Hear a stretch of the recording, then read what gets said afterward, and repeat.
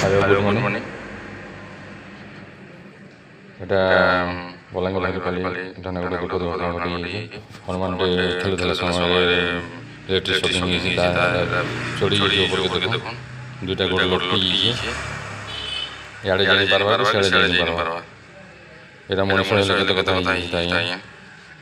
ତଥାପି ବନ ବିଭାଗକେ ଆମେ ସାଙ୍ଗେ ସାଙ୍ଗେ ଫୋନ୍ କରିଥିଲୁ ଉଦ୍ଧାର କାର୍ଯ୍ୟ ଲାଗି। ବଡ଼ା ଦୁଃଖର ଘଟଣା